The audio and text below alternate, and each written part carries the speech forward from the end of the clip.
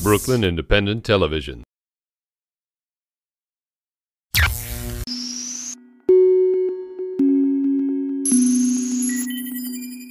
My name is Tara St. James and I own a women's sustainable clothing line called Study New York. I am originally from Montreal in Canada and I studied menswear tailoring there. And then I moved to New York about 8 years ago, started this collection Study in 2009. I wanted to create clothing for someone who was a little more like me, that wanted to take risks with their clothing, but also I had a very strong sense towards sustainability. Sustainability in fashion design can mean a lot of things. From my perspective, it means a few. So I use only organic or recycled fibers. I also implement a lot of zero waste pattern making in my clothing, and I produce locally here in New York City.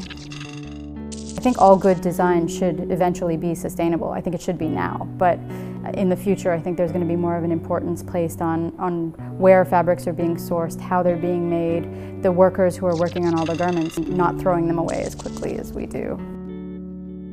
The main goal of my collections is to be somewhat timeless, and I like for the collections to be transitional from one to the next. So if you buy a spring piece, you can still wear it with the fall piece that you bought from the previous season. A lot of my clothing is very convertible, so you can wear them in many different ways. Because I studied menswear and tailoring, I have more of an affinity towards men's fabrics, which is, I think, kind of obvious in all of my work, and then more structured pieces rather than soft or flowy or floral or anything that's traditionally feminine.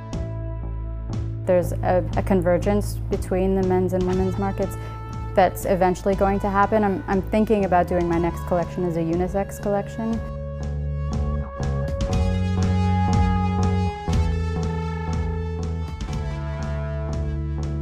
I always start with the fabrics. That's the most important part of the development to me.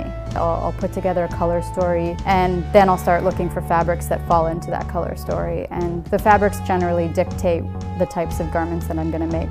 I don't drape on mannequins a lot. I tend to think about the garments as like a solid piece of fabric, and then I'll bring them up into the garment. But I'll work on the cutting table to lay out the pattern, and especially if it's a zero waste pattern, I'll try to think about it backwards. So if I want to do a jacket, I'll think about how the jacket's going to fall, and then I'll lay it out and draw it out on the table.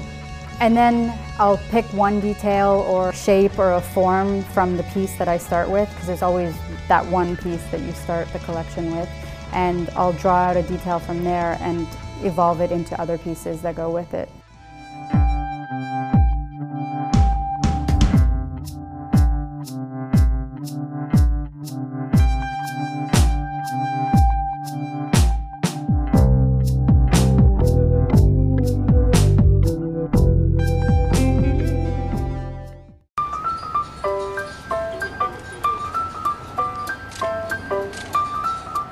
Inspiration is really a tricky thing for me because it comes whenever it wants to and not when I want it to.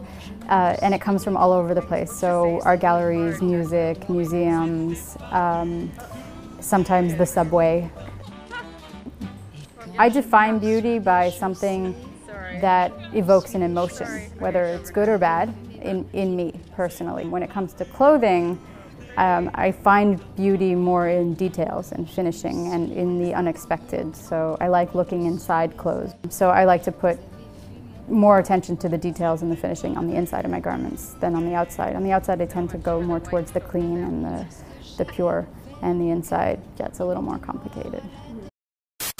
Follow us on Twitter at BK Independent TV.